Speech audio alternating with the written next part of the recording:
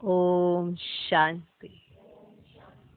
आज की तारीख है 10 जनवरी 2021। अव्यक्त महावाक्य, अव्यक्त बाप दादा डिवाइस कोर्स की मुरली, जिसकी ओरिजिनल डेट है 9 अक्टूबर 1987। मुरली का सार: अलौकिक राज्य दरबार का समाचार। अलौकिक राज्य दरबार का समाचार। पहले राज्य दरबार स्मृति में आना चाहिए कि राज्य दरबार कैसा होता है, और वो भी फिर अलौकिक, और उसका समाचार सुनाएंगे अव्यक्त बाप दादा। अलौकिक राज्य दरबार का समाचार। आज बाप दादा अपने स्वराज्य अधिकारी बच्चों की राज्य दरबार देख रहे हैं।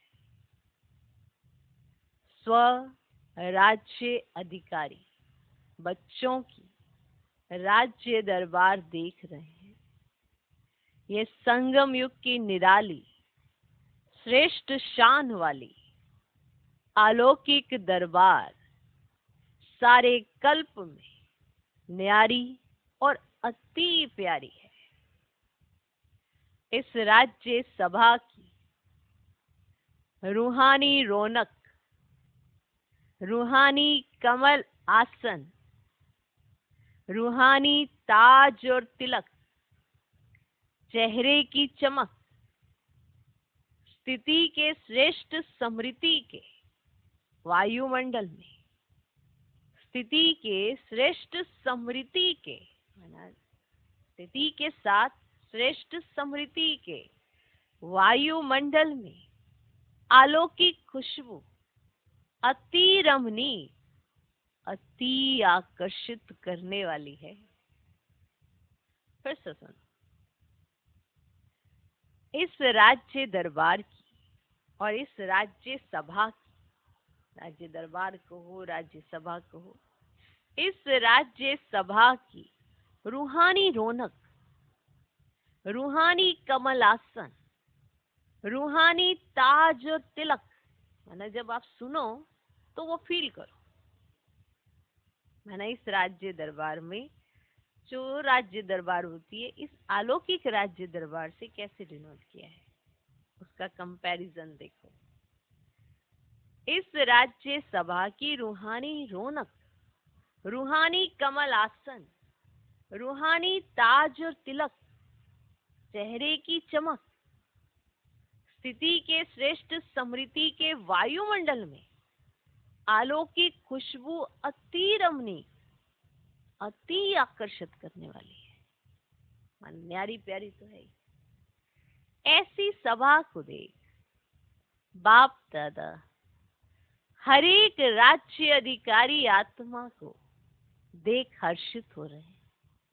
कितनी बड़ी दरबार है। हर एक ब्राह्मण बच्चा स्वराज्य अधिकारी है। तो कितने ब्राह्मण बच्चे हैं? सभी ब्राह्मणों की दरबार इकट्ठी करो तो कितनी बड़ी राज्य दरबार हो जाएगी। इतनी बड़ी राज्य दरबार किसी भी युग में नहीं होती। यही संगम युग की विशेषता है, जो ऊंचे से ऊंचे बाप के सर्व बच्चे स्वराज्य अधिकारी बनते हैं। वैसे लौकिक परिवार में हर एक बाप बच्चों को कहते हैं कि मेरा बच्चा राजा बेटा है, और वह इच्छा रखते हैं कि मेरा हर एक बच्चा राजा बने। जैसे लौकिक में एक बाप की इच्छा होती है, मेरा बच्चा राजा बने, राजा,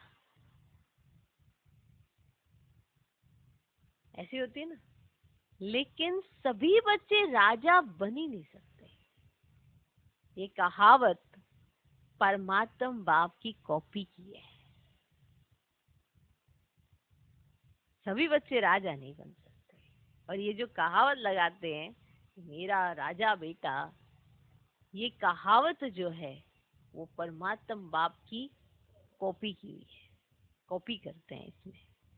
इस समय बाप दादा के सब बच्चे राजयोगी अर्थात स्व के राजे,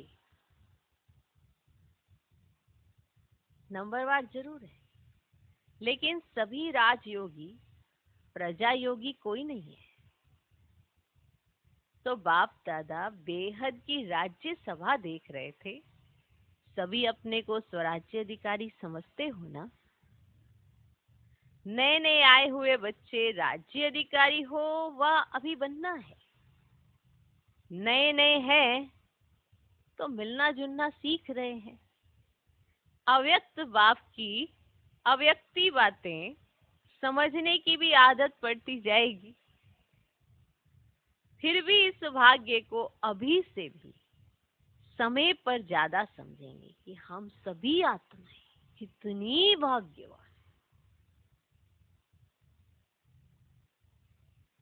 अव्यक्त बाप की अव्यक्ति बातें जो नया नया है, नया नया बच्चा आया होता है, वो समझने की कोशिश कर रहा होता है, उसको फिर आदत पड़ती जाएगी। फिर भी इस भाग्य को अभी से भी समय पर ज्यादा समझेंगे कि हम सभी आत्माएं कितनी भाग्यवान हैं। तो बाप दादा सुना रहे थे अलौकिक राज दरबार का समाचार। सभी बच्चों के विशेष ताज और चेहरे की चमक के ऊपर ना चाहते भी अटेंशन जा रहा था। ताज के ऊपर और चेहरे की चमक के ऊपर ना चाहते भी अटेंशन जा रहा था। ताज ब्राह्मण जीवन की विशेषता पवित्रता का ही सूचक है। चेहरे की चमक रूहानी स्थिति में स्थित रहने की रूहानियत की चमक है। चेहरे की चमक रूहानी स्थिति में स्थित रहने की रूहानियत की चमक है। साधारण रीति से भी किसी भी व्यक्ति को देखेंगे तो सबसे पहले दृष्टि चेहरे तरफ ही जाएगी। यह चेहरा ही वृत्ति और स्थिति का दर्पण है कि आपकी वृत्ति में क्या है, ये आपका चेहरा बताता है, और आपकी स्थिति कैसी है ये भी आपका चेहरा बताता है। ये चेहरा ही वृत्ति और स्थिति का दर्पण है। तो बाप दादा देख रहे थे चमक तो सभी में थी, लेकिन एक थे सदा रूहानियत की स्थिति में स्थित रहने वाले, स्वतः और सहज स्थिति वाले, स्वतः और सहज स्थिति वाले। और दूसरे थे सदा रूहानी स्थिति के अभ्यास द्वारा स्थित रहने वाले। एक तो स्वतः ही उस स्थिति में स्थित रहते हैं और दूसरे थे सदा रूहानी स्थिति के अभ्यास द्वारा स्थित रहने वाले। एक थे सहज स्थिति वाले, दूसरे थे प्रयत्न कर स्थित होने वाले, मेहनत करके फिर उस स्थिति में स्थित रहने वाले। अर्थात एक थे सहज योगी, दूसरे थे पुरुषार्थ से योगी।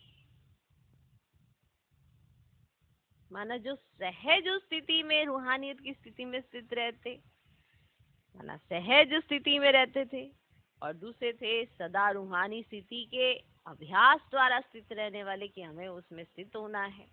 तो एक थे सहज स्थिति वाले और दूसरे थे प्रयत्न करके स्थित रहने वाले। अर्थात एक थे सहज योगी और दूसरे थे पुरुषार्थ से योगी। माना पुरुषार्थ करके वो योगी बनते थे, सहज योगी नहीं थे। दोनों की चमक में अंतर रहा। उनकी नेचुरल ब्यूटी थी, किनकी? सहज योगी की। उनकी नेचुरल ब्यूटी थी और दूसरों की पुरुषार्थ द्वारा ब्यूटी थी। एक है नेचुरल ब्यूटी और एक है पुरुषार्थ द्वारा ब्यूटी। अंतर तो बहुत बड़ा है, मान रहे हो? एक है सहज स्थिति में स्थित होने वाले, एक है पुरुषार्थ करके उस स्थिति में स्थित होने वाले। तो जो सहज थे उनकी नेचुरल ब्यूटी थी और दूसरों की पुरुषार्थ द्वारा ब्यूटी थी। जैसे आजकल भी मेकअप कर ब्यूटीफुल बनते हैं ना, नेचुरल ब्यूटी माना स्वाभाविक ब्यूटी की चमक सदा एक रस रहती है, और दूसरी ब्यूटी कभी बहुत अच्छी कभी परसेंटेज में रहती है, एक जैसी एक रस नहीं रहती, माना जिस टाइप का मेकअप किया होगा। तो सदा सहज योगी स्वतः योगी स्थिति नंबर 1 स्वराज्य अधिकारी बनाती है। सहज योगी स्वतः योगी स्थिति नंबर 1 सहज स्वराज्य अधिकारी बनाती है।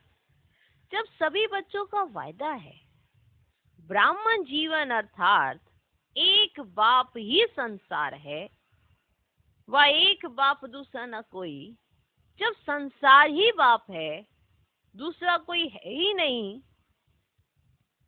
तो स्वतः और सहज योगी स्थिति सदा रहेगी ना, वहां मेहनत करनी पड़ेगी। अगर दूसरा कोई है तो मेहनत करनी पड़ती है, यहाँ बुद्धि ना जाए वहां जाए, अगर दूसरा कोई है तो अपने ऊपर मेहनत करनी पड़ती है कि यहाँ बुद्धि ना जाए वहां ना जाए। लेकिन एक बाप ही सब कुछ है, फिर बुद्धि कहाँ जाएगी?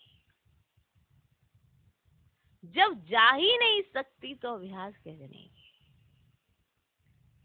अभ्यास में भी अंतर होता है। अब आप कितनी सहज सी बात है, जब कोई दूसरा है ही नहीं तो दूसरे की तरफ बुद्धि जाएगी ही नहीं। जब है ही सब कुछ एक तो बुद्धि भी तो एक ही की तरफ रहेगी, तो उसे कहेंगे ना स्वतः योगी। जब दूसरे तीसरे कोई आ जाते हैं आपकी बुद्धि में, तभी तो उनसे बुद्धि हटा के वापस लगाने की कोशिश करते रहते हैं। बड़ी बात है ना। तो जब दूसरा कोई है ही नहीं तो बुद्धि कहाँ जाएगी? तो अभ्यास क्या करेंगे? अभ्यास में भी अंतर होता है। एक है स्वतः अभ्यास, है ही है, और दूसरा होता है मेहनत वाला अभ्यास। एक है स्वतः अभ्यास, ना प्रैक्टिस ही यही पड़ी हुई है, ऑटोमेटिकली बुद्धि उनकी तरफ ही जा रही है। एक है स्वतः अभ्यास, है ही है, और दूसरा होता है मेहनत वाला अभ्यास। तो स्वराज्य अधिकारी बच्चों का सहज अभ्यासी बनना, यही निशानी है सहज योगी स्वतः योगी की। उन्हों के चेहरे की चमक अलौकिक होती है, जो चेहरा देखते ही अन्य आत्माएं अनुभव करती कि ये श्रेष्ठ प्राप्ति स्वरूप सहज योगी है।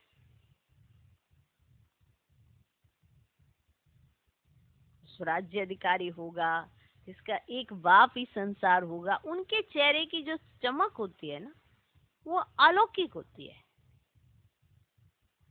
जो चेहरा देखते ही अन्य आत्माएं अनुभव करती कि ये श्रेष्ठ प्राप्ति स्वरूप सहज योगी है, माने इसे बहुत प्राप्ति हुई है इसीलिए ये सहज योगी है। ये मेहनत करके अपना योग नहीं लगाती आत्मा, इसका सहज योग। जैसे स्थूल धन व स्थूल पद के प्राप्ति की चमक चेहरे से मालूम होती है कि किसके पास कितना धन है, कौन सी पोजीशन मिली है ना। तो वो चमक कहाँ से? चेहरे से दिखाई देती है ना।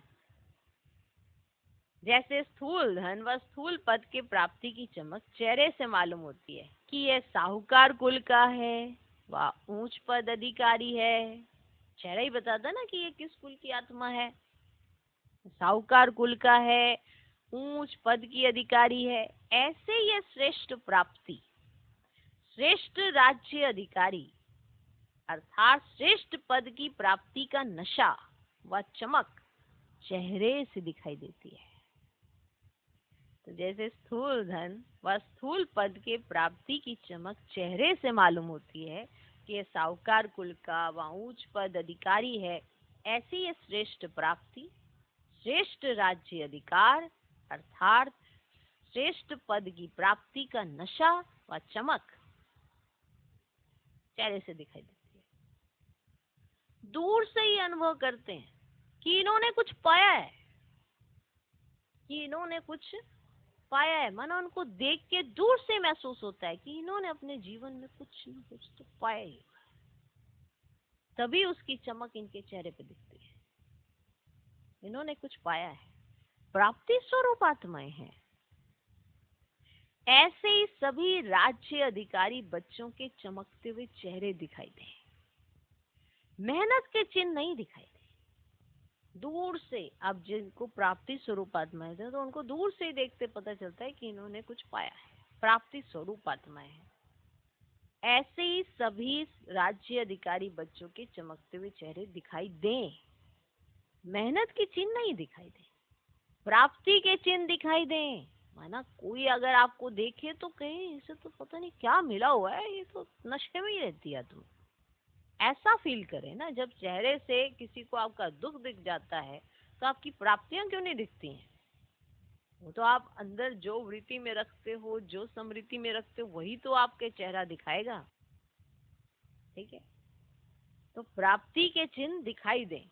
अभी भी देखो, कोई कोई बच्चों के चेहरों को देख यही कहते हैं इन्होंने कुछ पाया है, और कोई कोई बच्चों के चेहरों को देख ये भी कहते कि मंजिल ऊंची है,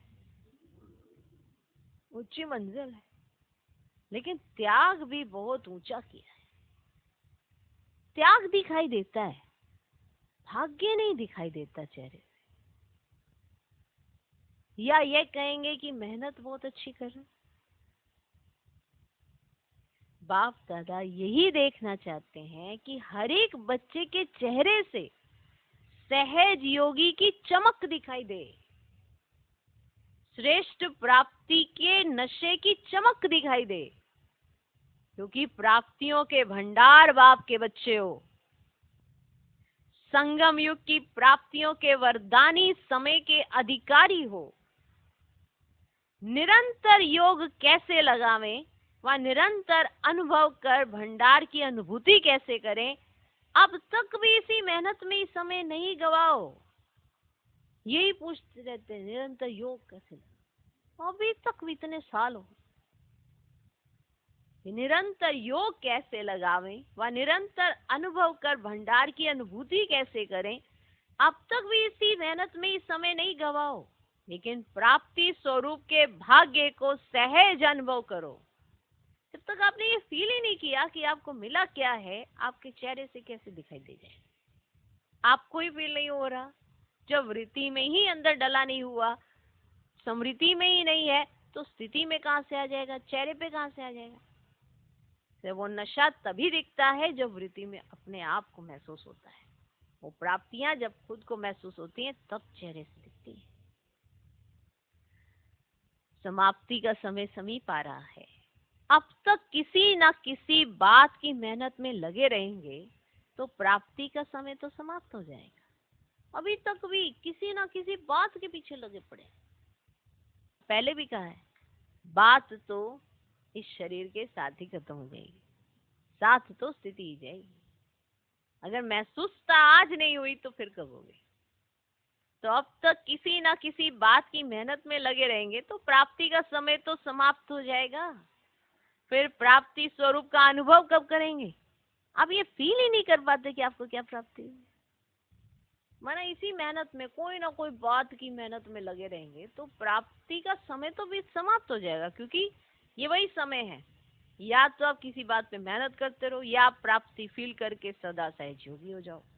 तो आपके ऊपर निर्भर करता है, तो कुछ नहीं, आप भी करते हैं ना।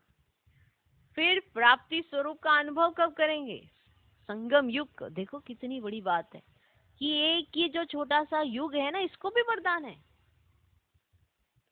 संगम युग को ब्राह्मण आत्माओं को वरदान है, सर्व प्राप्ति भव, है ना वरदान? तो वरदान है ना, सर्व प्राप्ति भव, है नहीं? है ना प्राप्तियां? तो संगम युग को ब्राह्मण आत्माओं को वरदान है सर्व प्राप्ति भव, सदा पुरुषार्थी भव का वरदान नहीं है। सदा पुरुषार्थी भव का वरदान नहीं है, प्राप्ति भव का वरदान है। प्राप्ति भव की वरदानी आत्मा कभी भी अलवेलेपन में आ नहीं सकती। लो, जैसे प्राप्ति भव का वरदान, वो अलवेलापन ही नहीं आएगा उसको। ये लो, ये वरदान।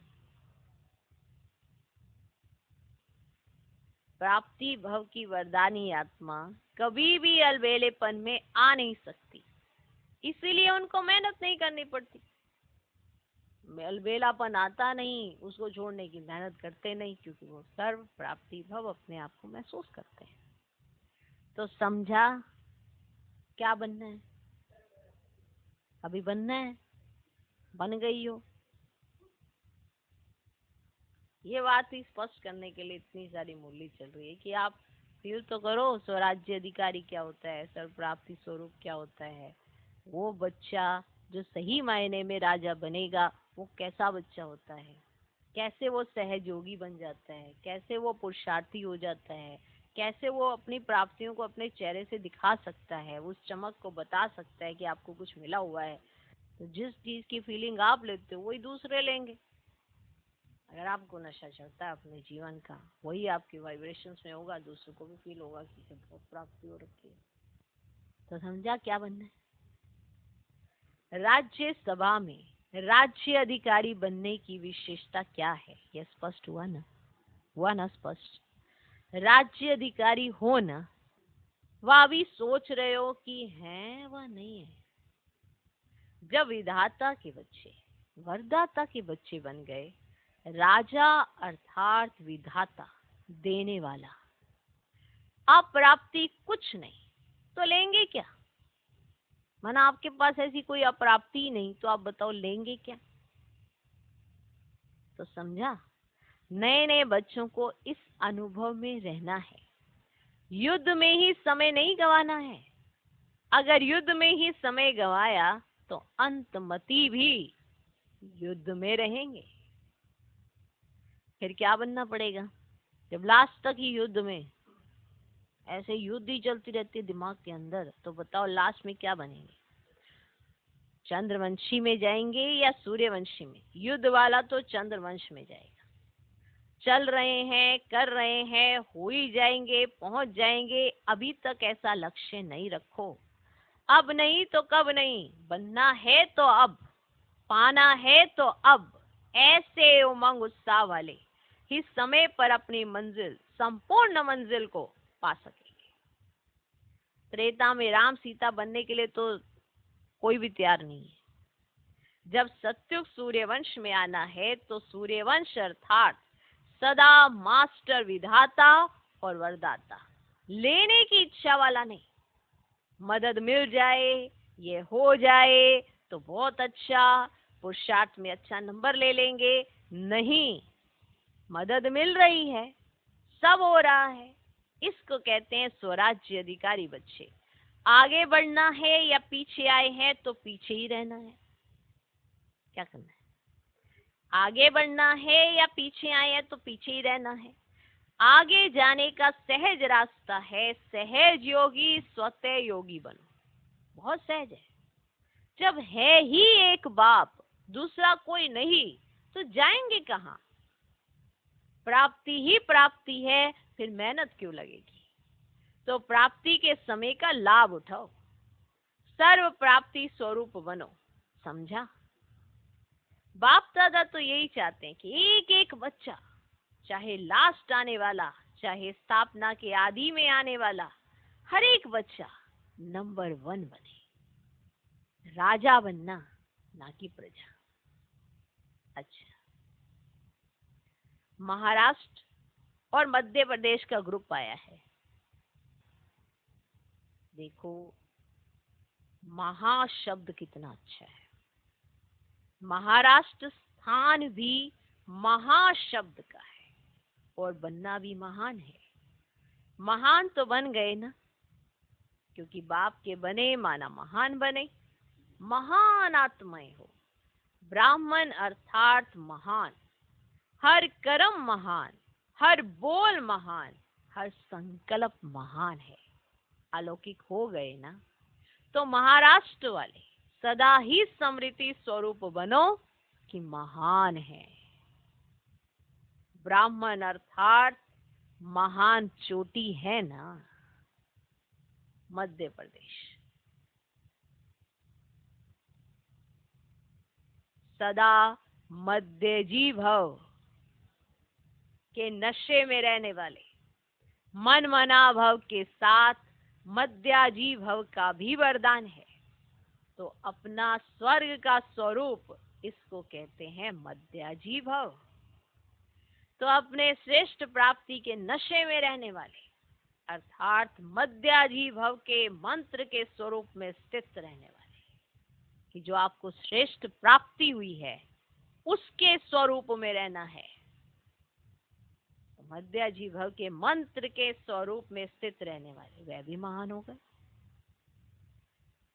मध्याजी भव हैं तो मन मना भव भी जरूर होंगे।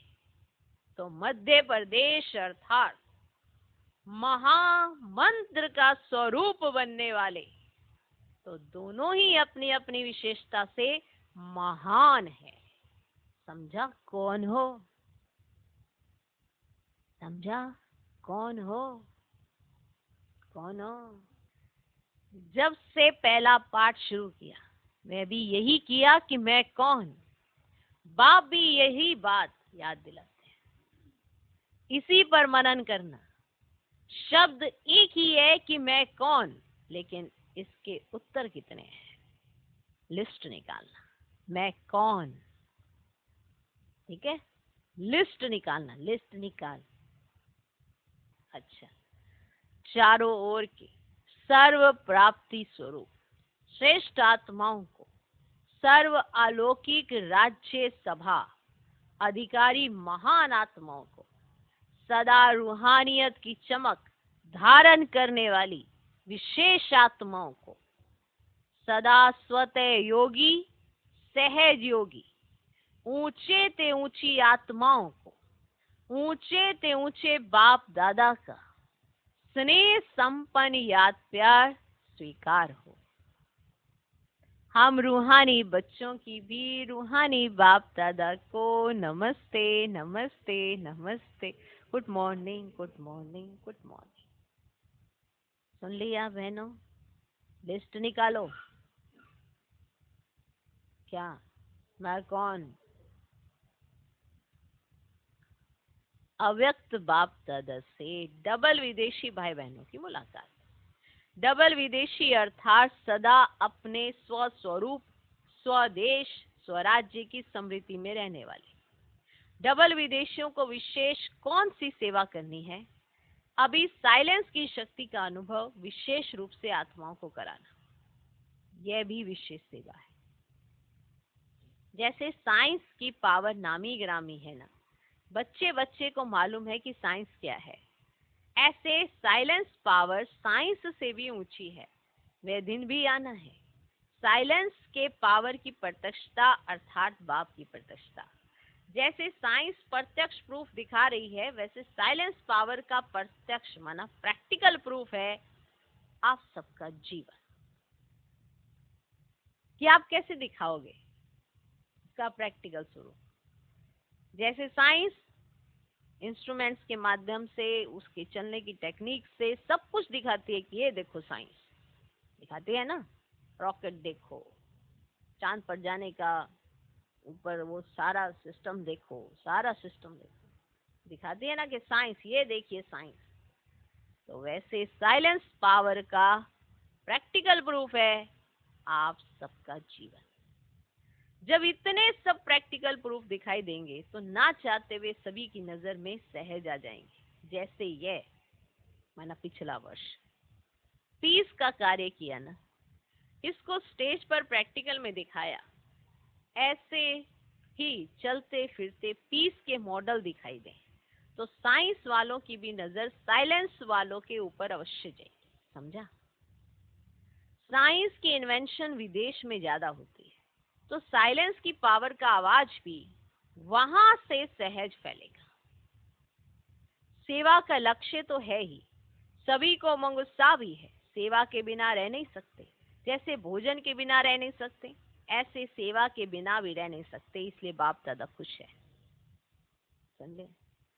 अच्छा, पार्टियों से अव्यक्त बाप दादा की मुलाकात। स्वदर्शन चक्रधारी श्रेष्ठ आत्माएं बन गए, ऐसे अनुभव करते हो? स्व का दर्शन हो गया ना, अपने आप को जानना अर्थात स्व का दर्शन होना, और चक्र का ज्ञान जानना अर्थात स्वदर्शन चक्रधारी बनना। जब स्वदर्शन चक्रधारी बनते हैं तो और सब चक्र समाप्त हो जाते हैं। देभान का चक्र, संबंध का चक्र, समस्याओं का चक्र, माया के कितने चक्र हैं? देभान का चक्र, संबंध का चक्र, समस्याओं का चक्र, माया के कितने चक्र हैं? लेकिन स्वदर्शन चक्रधारी बनने से ये सब चक्र समाप्त हो जाते हैं, सब चक्रों से निकल जाते हैं, नहीं तो जाल में फंस जाते हैं। तो पहले फंसे हुए थे, अब निकल गए। 63 जन्म तो अनेक चक्रों में फंसते रहे और इस समय इन चक्रों से निकल आए, तो फिर फंसना नहीं। अनुभव करके देख लिया ना, अनेक चक्रों में फंसने से सब कुछ गवा दिया, और स्वदर्शन चक्रधारी बनने से बाप मिला तो सब कुछ मिला। तो सदा स्वदर्शन चक्रधारी भव, तो सदा स्वदर्शन चक्रधारी बन, माया जीत बन, आगे बढ़ते चलो। तो सदा स्वदर्शन चक्रधारी बन, माया जीत बन, आगे बढ़ते चलो। इससे सदा हल्के रहेंगे, किसी भी प्रकार का बोझ नहीं होगा, बोझ अनुभव नहीं होगा। बोझ ही नीचे ले आता है, और हल्के होने से ऊंचे उड़ते रहेंगे। तो उड़ने वाले हो ना, कमजोर तो नहीं।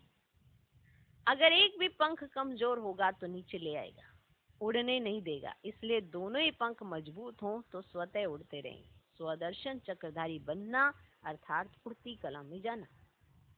अच्छा, राजयोगी श्रेष्ठ योगी आत्माएं हो ना, साधारण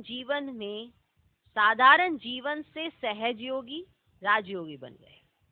ऐसी श्रेष्ठ योगी आत्माएं सदा ही अतीन्द्रिय सुख के झूले में झूलती है। हठ योगी योग द्वारा शरीर को ऊंचा उठाते हैं और उड़ने का अभ्यास करते हैं। वास्तव में आप राजयोगी ऊंची स्थिति का अनुभव करते हैं, इसको ही कॉपी करके वो शरीर को ऊंचा उठाते हैं। लेकिन आप कहाँ भी रहते, ऊंची स्थिति में रहते हो, इससे कहते हैं योगी ऊंचा रहते हैं। तो मन की स्थिति का स्थान ऊंचा है, क्योंकि डबल लाइट बन गए हो। वैसे भी फरिश्तों के लिए कहा जाता कि फरिश्तों के पांव धरती पर नहीं होते। फरिश्ता अर्थात जिसका बुद्धि रूपी पांव धरती पर ना हो, देभान में ना हो, देभान से सदा ऊंचे, ऐसे फरिश्ते अर्थात राजयोगी बन गए। अब इस पुरानी दुनिया से कोई लगाव नहीं। सेवा करना अलग चीज है, लेकिन लगाव ना हो। योगी बनना अर्थात बाप और मैं, तीसरा ना कोई। तो सदा इसी स्मृति में रहो कि हम राजयोगी सदा फरिश्ता हैं। इस स्मृति से सदा आगे बढ़ते रहेंगे।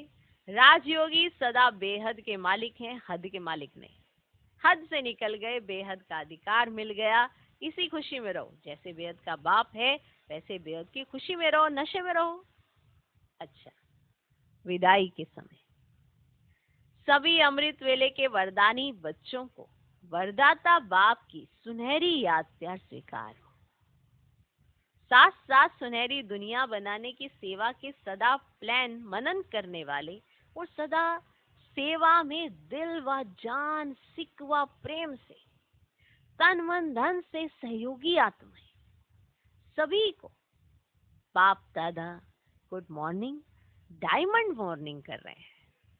डायमंड मॉर्निंग, और सदा डायमंड बन इस डायमंड युग की विशेषता को वरदान और वर्षे में लेकर स्वयं भी सुनहरी स्थिति में स्थित रहेंगे और औरों को भी ऐसे ही अनुभव कराते रहेंगे। तो चारों ओर के डबल हीरो बच्चों को डायमंड मॉर्निंग, वाह, है ना। अच्छा, आज का वरदान, रहम दिल की भावना द्वारा अपकारी पर भी उपकार करने वाले शुभ चिंतक भव। रहम दिल की भावना द्वारा अपकारी पर भी उपकार करने वाले शुभ चिंतक भव। कैसी भी कोई आत्मा, चाहे सतोगुनी चाहे तमोगुनी, संपर्क में आए, लेकिन सभी के प्रति शुभ चिंतक अर्थात अपकारी पर विपकार करने वाले, कभी किसी आत्मा के प्रति घृणा दृष्टि न, क्योंकि जानते हो ये अज्ञान के वशीभूत है, बेसमझ है। उनके ऊपर रहम व स्नेह आए, घृणा नहीं। शुभ चिंतक आत्मा ऐसा नहीं सोचेगी कि इसने ऐसा क्यों किया, लेकिन इस आत्मा का कल्याण कैसे हो, यही है शुभ चिंतक स्टेज। आज का स्लोगन, तपस्या के बल से असंभव को संभव कर सफलता मूर्त बनो। तपस्या के बल से असंभव को संभव कर सफलता मूर्त बनो। ओम शांति, ओम शांति।